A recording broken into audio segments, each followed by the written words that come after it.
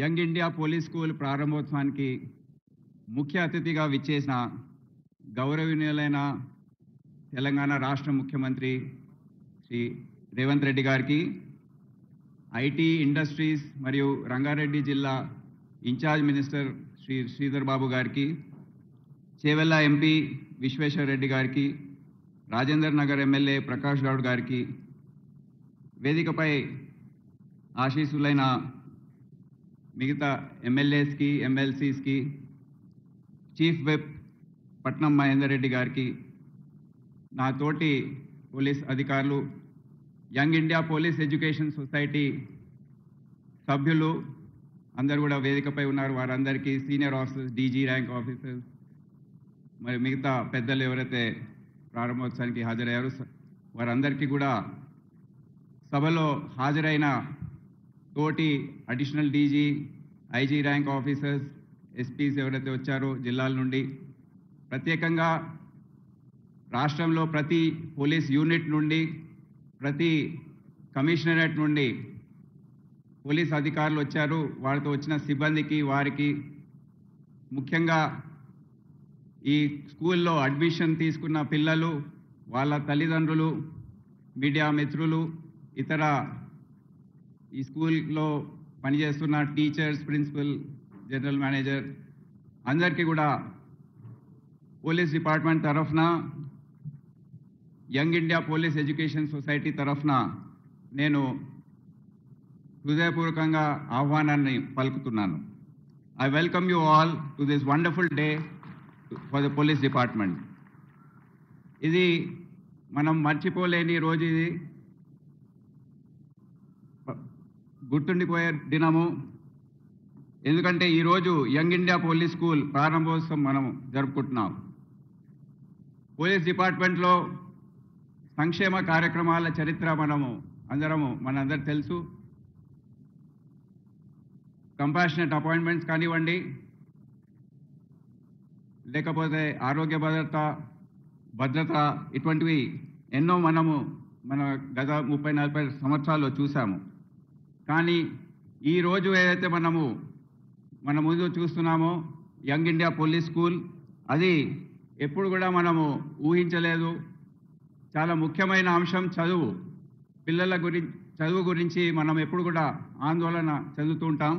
అయితే దాని గురించి ఈరోజు రాష్ట్ర ప్రభుత్వం మరియు ముఖ్యమంత్రి గారు ఒక చాలా పెద్ద చొరవ తీసుకొని ఈ స్కూల్ని శాంక్షన్ చేయడం, మీరు అందరు కూడా, మీ పిల్లలు అందరు కూడా దీంట్లో చదవాలని ఒక దృఢ సంకల్పంతో వారు ఈ నిర్ణయం తీసుకోవడం జరిగింది. అయితే అక్టోబర్ 21వ తేదీ మార్టియర్స్ డే రోజు దీని శంకుస్థాపన అనేది జరిగింది. ఆ రోజు ఇక్కడ ఏదైతే మెయిన్ క్యాంపస్ ఉందో 50 ఎకరాల్లో ఏదైతే స్కూల్ రాబోతుందో అక్కడ శంకుస్థాపన చేయడం జరిగింది, కార్యక్రమం జరిగింది. డిసెంబర్ మొదటి వారంలో ముఖ్యమంత్రి గారు ఈ స్కూల్ని మీరు చూడాలి, వ్యక్తిగతంగా దీని పనులు వేగవంతం చేయాలని వారు చెప్పడం జరిగింది. అయితే నేను వారిని వెళ్ళి సంప్రదించిన సందర్భంలో అసలు మీ విజన్ ఏంటి, ఈ స్కూల్ ద్వారా మీరు ఏమి ఆశించదలుచుకున్నారు అనేది వారిని నేను అడిగి తెలుసుకున్నాను. వారు చెప్పిన విషయాల్లో కొన్ని ముఖ్యమైన అంశాలు ఏంటంటే, పోలీస్ వారు ఎప్పుడు కూడా వారి డ్యూటీస్ నిమిత్తం బయట ఇంట్లో వారి పిల్లలకు అందుబాటులో లేకుండా, ఎప్పుడు వస్తారో ఎప్పుడు వెళ్తారో సమయపాలన లేకుండా వారి డ్యూటీస్ ఉంటాయి. ప్రజల రక్షణ గురించి వారు ఎక్కడెక్కడో పోస్టింగ్స్ ఉంటాయి. ఇవన్నీ కూడా చూసుకొని వారికి వ్యక్తిగతంగా కూడా పోలీస్ కుటుంబంలో అనుబంధం ఉంది కనుక, నాకు వ్యక్తిగతంగా ఈ విషయం తెలుసు కనుక ఈ వెల్ఫేర్ కార్యక్రమం మీరు తప్పకుండా చేపట్టాలని వారు చెప్పడం జరిగింది. అదే కాకుండా సైనిక్ స్కూల్ మరియు ఆర్మీ స్కూల్స్ గురించి మనం వింటుంటాం. అదే స్థాయిలో ఒక పోలీస్ స్కూల్ అనే బ్రాండ్ మీరు క్రియేట్ చేయాలి. జాతీయ, అంతర్జాతీయ స్థాయిలో కూడా ఇది గుర్తింపు చెందాలని వారు చెప్పడం జరిగింది.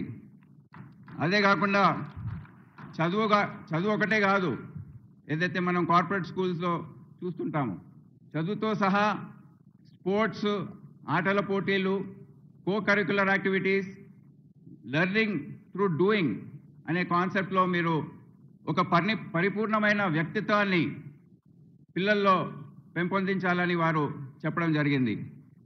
అయితే వెళ్తూ ఇంకోటి కూడా చెప్పారు, ఇది ఈ సంవత్సరం అకాడమిక్ ఇయర్లో ప్రారంభించే ప్రయత్నం మీరు చేయండి అని చెప్పారు. దాంతో భయమేసింది సార్. ఎందుకంటే ఇది గత సంవత్సర కాలంలో కూడా దీని గురించి ఎన్నో చర్చలు జరిగాయి, కానీ అంత పురోగతి లేని సందర్భంలో నేను ఆఫీస్కి వచ్చిన తర్వాత మళ్ళీ ఎవరైతే మిత్రులు, దోస్తులు ఎవరైతే స్కూల్స్ నడిపిస్తున్నారో వారందరినీ కొద్దిగా ఆఫీస్ పిలిపించుకొని ఈ విధంగా ముఖ్యమంత్రి గారు చెప్పారు, రాష్ట్ర ప్రభుత్వం ఆలోచన తీరు ఈ విధంగా ఉంది, మళ్ళీ ఏ విధంగా చేస్తే బాగుంటుందని ఒక 3-4తో మాట్లాడాను.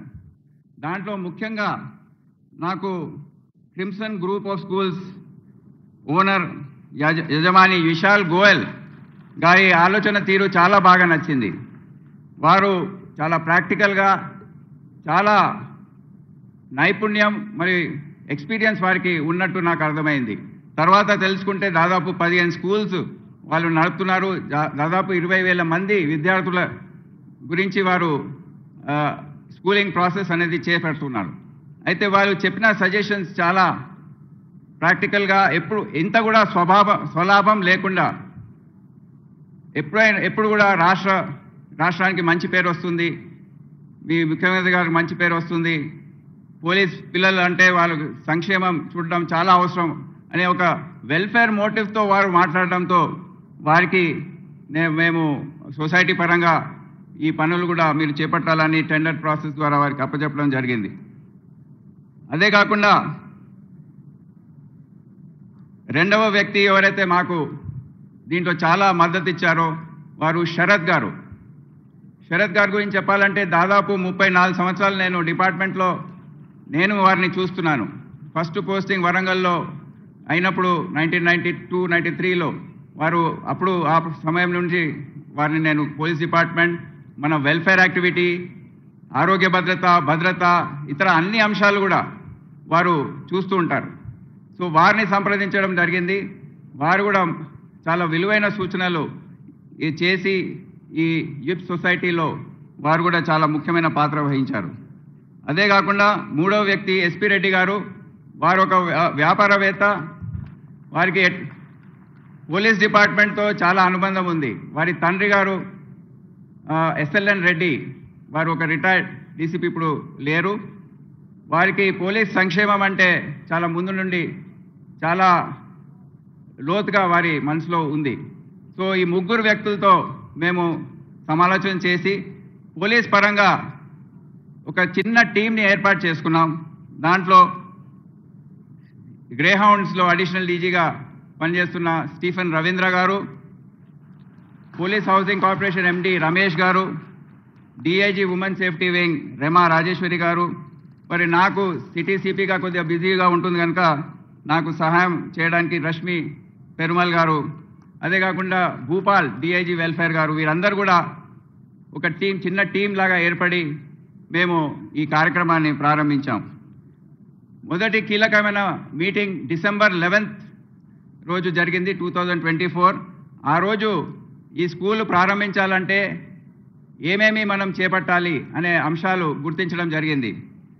ఇష్యూస్ ఏంటి, డేట్స్, డెడ్ లైన్స్ ఇవన్నీ కూడా ఫిక్స్ చేయడం జరిగింది. జాతీయ అంతర్జాతీయ స్థాయిలో దీనికి గుర్తింపు రావాలంటే అది ఒక ఇంగ్లీష్ మీడియం స్కూల్ ఉండాలి, సిబిఎస్ఈ సిలబస్ ఫాలో చేయాలి, దీన్ని ప్రొఫెషనల్గా రన్ చేయాలి. ఒక మామూలుగా ఒక government school, Telugu medium school లాంటిది కాకుండా ఒక ప్రొఫెషనల్గా ఇంగ్లీష్ మీడియంలో రన్ చేస్తేనే దీనికి ఆ గుర్తింపు వస్తుందని ఆ సొసైటీ పరంగా నిర్ణయం తీసుకోవడం జరిగింది. ఈ మొత్తం ప్రక్రియ ప్రారంభించడం జరిగింది. ముందుగా ఇదంతా చేయాలంటే ఒక సొసైటీ ఫామ్ చేసే అవసరం ఉండింది. సో అదంతా కూడా 15 రోజుల్లో కంప్లీట్ చేసి శరత్ గారి సహాయంతో ఆ సొసైటీని young India police education society అని పేరు మీద దాన్ని డిసెంబర్ 28వ తేదీ దాన్ని రిజిస్టర్ చేయడం జరిగింది. Under Telangana societies registration act. దాని తర్వాత ఇది గ్రే హౌండ్స్లో ఉన్న భూమి కనుక సొసైటీ మరియు స్కూల్ ఇది ఒక లీజ్, గ్రే హౌండ్స్కి మరియు సొసైటీకి లీజ్ డీడ్స్ ఏవైతే ఉన్నాయో దాదాపు దాన్ని తయారు చేసి ఒక 15 సార్లు లీగల్గా దాన్ని వెట్ చేసుకొని దాన్ని కూడా ఒక లీజ్ డీడ్గా తయారు చేసుకొని స్టార్ట్ చేయడం జరిగింది. అదే కాకుండా 4 కమిటీలు, procurement committee, academic committee, infrastructure committee, coordination committee అనేది ప్రారంభించి ఏవైతే పనులు ఉన్నాయో ఈ కమిటీస్లో డివైడ్ చేసి వాళ్ళకు డెడ్ లైన్స్ కూడా సెట్ చేయడం, వారందరూ కూడా కష్టపడి ఈ డెడ్ లైన్స్ని అందుకోవడం, సాధించడం అనేది జరిగింది. అదే కాకుండా సొసైటీకి సంబంధించిన bank accounts, PAN card, email IDs, social media accounts, website ఇవన్నీ కూడా సమానంగా అవి కూడా తయారు అయ్యాయి. Principal, general manager, licence security officer interviews conduct చేసి వారిని అపాయింట్ చేయడం జరిగింది. సమానంగా కన్స్ట్రక్షన్ వర్క్ స్టార్ట్ చేయడానికి పోలీస్ హౌసింగ్ కార్పొరేషన్ ద్వారా టెండర్ ప్రక్రియ స్టార్ట్ చేసి ఆర్కిటెక్ట్స్ని అపాయింట్ చేసి మొత్తము కన్స్ట్రక్షన్ చేయడానికి కాంట్రాక్టర్స్ వాళ్ళని అందరినీ ఐడెంటిఫై చేసి మీరు ఈరోజు ఏదైతే చూస్తున్నారో అదంతా ఆ ప్రక్రియలో భాగంగా మనం భావించవచ్చు.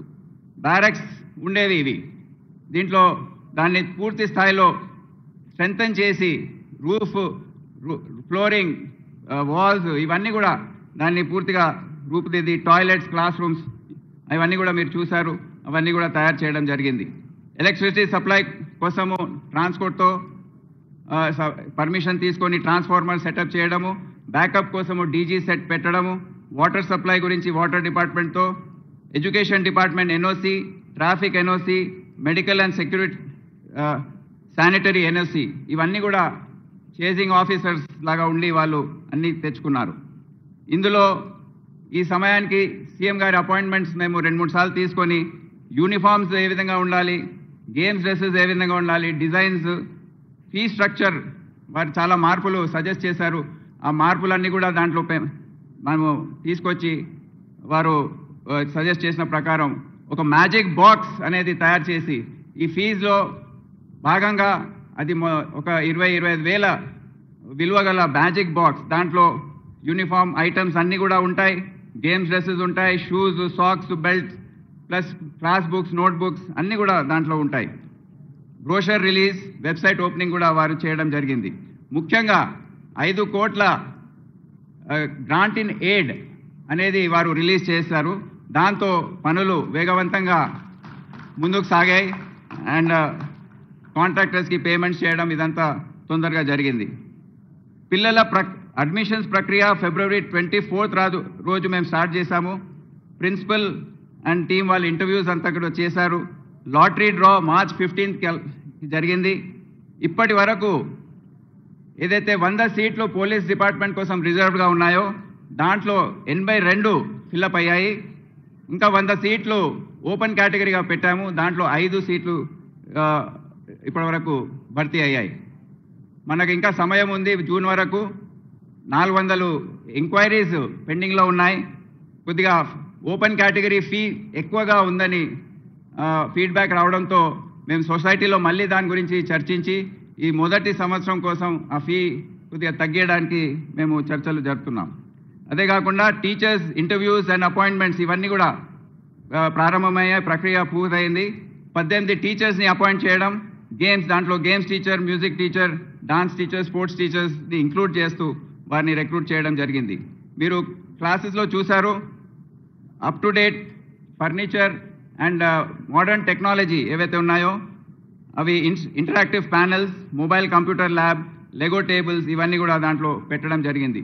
ఇవే కాకుండా 2 బస్సెస్ని కూడా హైర్ చేశాం, ఎవరికైతే ట్రాన్స్పోర్ట్ అవసరం ఉంటుందో వారికి సౌకర్యార్థం కోసం. సో వచ్చే రోజుల్లో ప్లాన్ ఏంటనేది మనము ఆలోచించాలి. సో దాని గురించి కొన్ని రోజుల క్రితం జరిగిన బోర్డ్ మీటింగ్లో ఈ స్టూడెంట్ కెపాసిటీ డబుల్ చేసి ఇదే క్యాంపస్లో నడిపిద్దామని ముందు భావించాం. కానీ దానికి దాదాపు 10 కోట్ల ఖర్చు ఉంది కనుక ఈ 10 కోట్లు ఎందుకు ఇక్కడ వేస్ట్ చేయాలి?